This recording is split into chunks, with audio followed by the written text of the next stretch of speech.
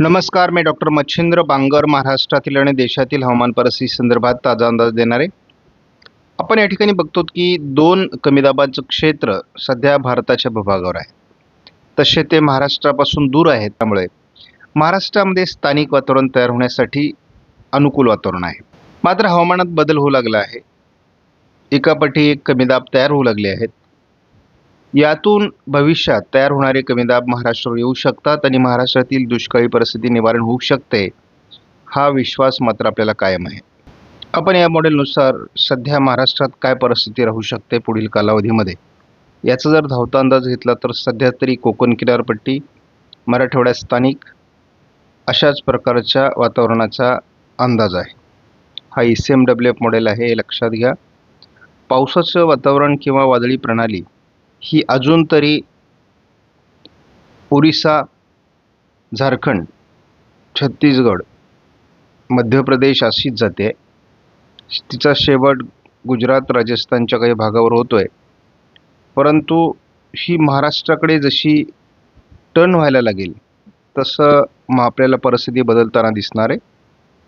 सध्या विदर्भामध्ये पाऊस सातत्य ठेवून राहील, त्यामुळे विदर्भातील दुष्काळी परिस्थितीला लवकरच परिवर्तनामध्ये आपल्याला बघायला मिळू शकतं असं दिसतंय.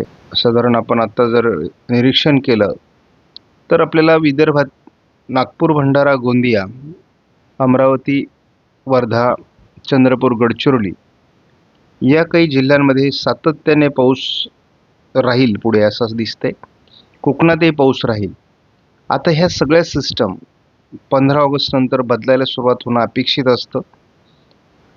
नाही झालं तर आणखी थोडे पुढे दिवस जातील, परंतु भविष्यातल्या वादळी प्रणाल्या ह्या महाराष्ट्रावर येणारच आहेत आणि त्यामुळे महाराष्ट्रातील परिस्थिती बदलणारच आहे. परंतु तो दिवस कधीपासून सुरू होतो हे आपल्याला फक्त बघणं आवश्यक आहे. आपण GFSचा जर अंदाज या मॉडेलनुसार बघितलं तर विदर्भामध्ये अजून पावसाची शक्यता कायम आहे. त्यात पूर्व विदर्भ चांगला पाऊस असेल, दक्षिण कोकण चांगला पाऊस असेल. तीच परिस्थिती आपल्याला थोड्याफार फरकणे 14 तारखेला दिसते. विदर्भ, कोकण पावसाचं वातावरण 15 तारखेला देखील आहे. यामध्ये पश्चिम विदर्भात जास्त पाऊस, दक्षिण कोकणात जास्त पाऊस दाखवला जातोय. विदर्भ, कोकण ही पावसाळी परिस्थिती 16 तारखेलाही आहे, 17लाही आहे, 18लाही किरकोळ परिस्थिती आहे. मराठवाडा आणि पश्चिम महाराष्ट्रात फारसा पाऊस अजून दाखवला जात नाही मॉडेलनुसार. 20 तारखेला विदर्भ आणि दक्षिण कोकणच पावसाळी वातावरण आहे. या वातावरणात थोडी उघडीप 21-22ला तयार होताना दाखवण्यात आली आहे. मग तसं फार वातावरण महाराष्ट्रामध्ये अजून तरी दाखवलं जात नाही.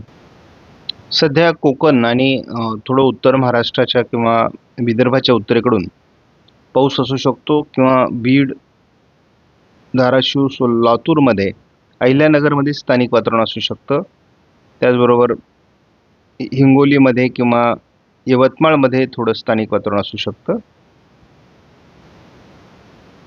पुणे पश्चिम, नाशिक पश्चिम, कोल्हापूर आणि सातारा पश्चिममध्ये देखील अजून घाटमाथ्यावर पावसाचा अंदाज कायम आहे. 14 तारखेला फारसं वातावरण नाही. गोंदिया, नागपूर, भंडारा, अमरावती या ठिकाणी थोडं स्थानिक वातावरण आहे. त्याबरोबर थोडं यवतमाळ, नांदेडमध्ये थोडं वातावरण आहे. परंतु कोकणाव्यतिरिक्त पावसाची शक्यता फार कमी आहे. एक कमी दाबाचं क्षेत्र ECMWF मॉडेलनुसार विदर्भावर परिणाम करणार आहे आणि 15 तारखेला, 15 ऑगस्टला.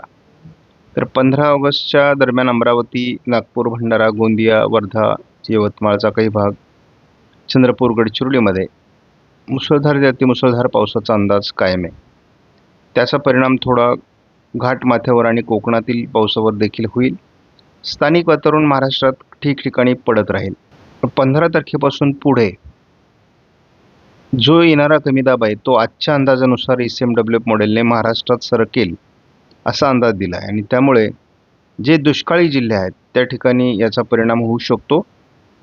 त्यामध्ये आता जळगावचा समावेश आला आहे. बुलढाणा, अकोला, अमरावती, नागपूर, भंडारा, गोंदिया, वर्धा, यवतमाळ, चंद्रपूर, गडचिरोली, वाशिम, हिंगोली, नांदेड, परभणी या जिल्ह्यापर्यंत 16 तारखेला प्रभाव दाखवलेला आहे. म्हणजे वातावरण बदलतंय. पुन्हा एकदा आपल्याला जो अगदी सुरुवातीला म्हणजे 8-10 दिवसापूर्वी ज्या पद्धतीचं वातावरण दाखवलं जात होतं, त्या पद्धतीचं वातावरण बनण्याची शक्यता आहे. कोकणातही पाऊस राहण्याची शक्यता आहे. 17 तारखेला महाराष्ट्रावर एक कमी दाब येण्याची शक्यता आहे. आणि ज्या पद्धतीचं डीप डिप्रेशन यापूर्वी महाराष्ट्राहून गेलं, त्यांनी संपूर्ण महाराष्ट्रातलं चित्र बदललं. त्याच पद्धतीने हवामान बदलतंय आणि महाराष्ट्रात पुन्हा एकदा चांगल्या मोठ्या पावसाची वातावरण तयार होत आहे. त्यामुळे कोकणातही पाऊस वाढणार आहे. उत्तर महाराष्ट्र आणि विदर्भ, मराठवाड्याचा उत्तरेकडील भाग या ठिकाणी देखील म्हणजे यामध्ये छत्रपती संभाजीनगर, जालना, वाशिम, हिंगोली, बुलढाणा, जळगाव, नंदुरबार, धुळे, नाशिक या सर्व भागात पाऊस जोरदार राहणार आहे. अमरावती, नागपूर, भंडारा, गोंदिया, चंद्रपूर, गडचिरोली, वर्धा, यवतमाळ, अगदी नांदेड, परभणीपर्यंत, वाशिम, हिंगोलीपर्यंत जोरदार पाऊस राहणार आहे 17 तारखेला. त्यामुळे वातावरण पुन्हा एकदा पॉझिटिव्ह झालेलं आहे. 18 तारखेला देखील या सिस्टमचा परिणाम महाराष्ट्रावर राहण्याची शक्यता आहे. त्यामुळे उत्तर महाराष्ट्रातील दुष्काळ संपेल, विदर्भातील दुष्काळ संपेल.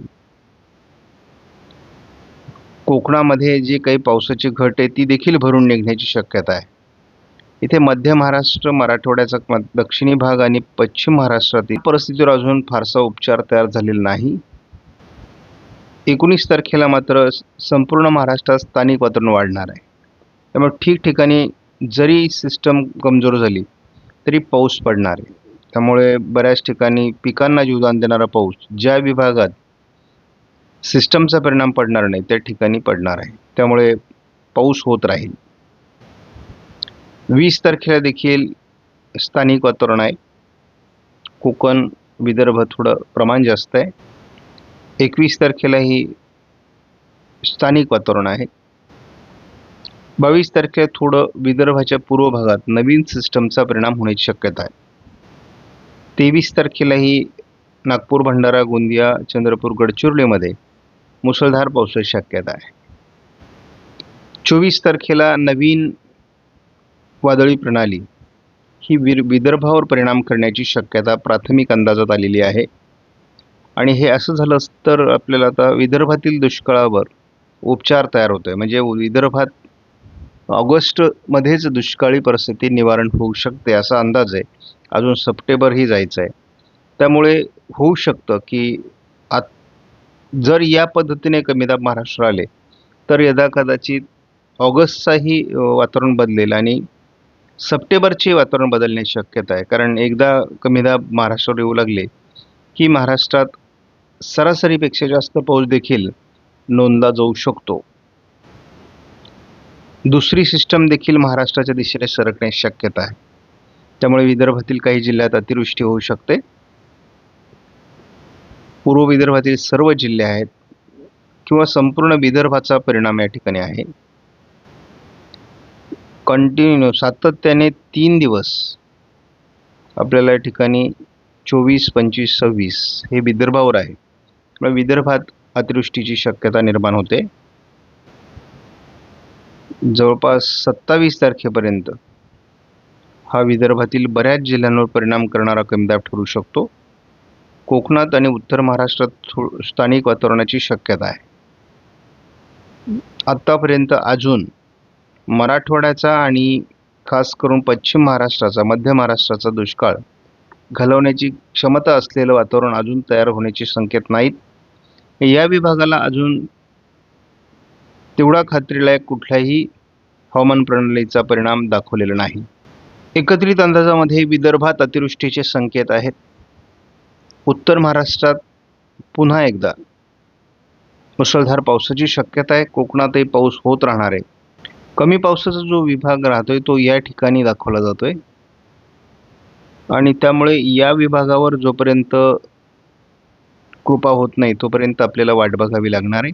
आणि आहे सप्टेंबर अख्खा आहे, उरलेला ऑगस्ट आहे. या ठिकाणची परिस्थिती बदलेल, परंतु या ठिकाणी बहुतांश भागात खरीपाचं पीक ही केवळ शेवटच्या घटका मोजतंय, त्यामुळे या ठिकाणी स्थानिक वातावरणाच्या पावसावरच संपूर्ण भाग राहणार आहे. कारण या ठिकाणी अहिल्यानगरचा पूर्व भाग असेल, पुण्याचा पूर्व भाग असेल किंवा साताऱ्याचा पूर्व भाग आहे, कोल्हापूरमधले काही तालुके आहेत, सांगलीतले आमचे काही पूर्व भागातले तालुके आहेत, बीड आहे, धाराशिव आहे, लातूर आहे, सोलापूर आहे, अजून काही भाग नांदेडचा आहे, परभणीचा आहे, छत्रपती संभाजीनगरचा दक्षिणी पट्टा आहे किंवा जालन्याचा काही भाग आहे, वाशिमचा काही भाग आहे. या ठिकाणी आणि मोठ्या पावसाची गरज या ठिकाणी आहे. प्राथमिक जो सारांश आहे या व्हिडिओचा तो जर थोडक्यात सांगायचं झालं तर आज स्थानिक वातावरणाची शक्यता आहे. घाटमाथ्यावर पाऊस राहील.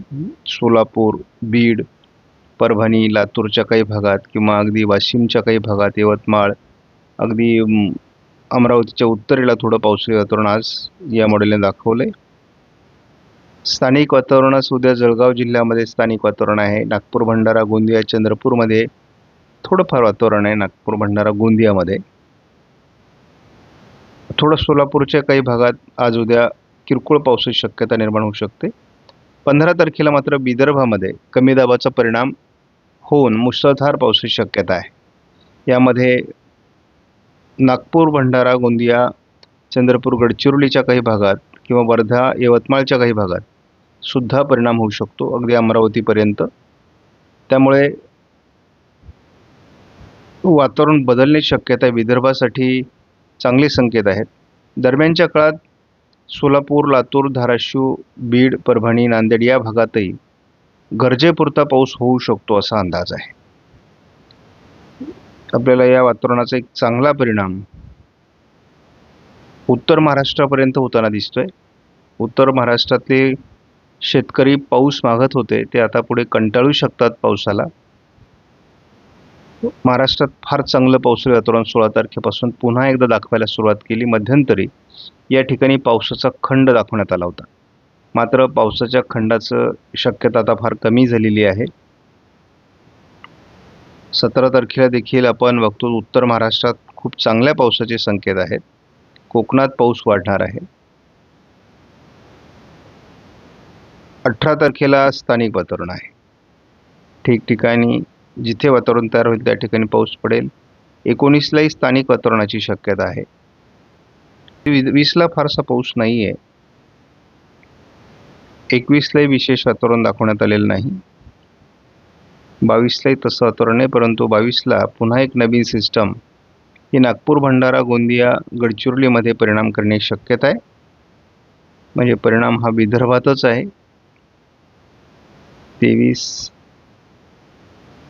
24 पासून आपल्याला विदर्भात एक नवीन वादळी प्रणाली येण्याची शक्यता दिसते, परंतु या जेव्हा 10 दिवसापेक्षा जास्त पुढचा अंदाज असतो तेव्हा वातावरणात बदल होण्याची शक्यता असते.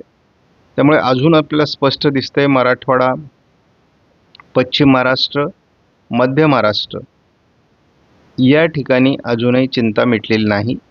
दक्षिण कोकणात देखील पाऊस दाखवला जातोय, परंतु अजून सिंधुदुर्गची सरासरी खूप कमी आहे. त्यामुळे आपल्याला बघावं लागेल. 25लाही विदर्भावर परिणाम दाखवण्यात आला आहे. अगदी वाशिम, हिंगोली, नांदेड, परभणीपर्यंत हा परिणाम आहे. संपूर्ण विदर्भ कव्हर होतोय. तीच परिस्थिती 26 तारखेला देखील आहे.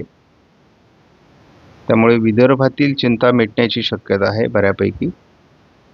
तर आपण बघू 2 कमी दाब विदर्भात परिणाम करण्याची शक्यता आहे. उत्तर महाराष्ट्रावर त्याचा परिणाम होतोय.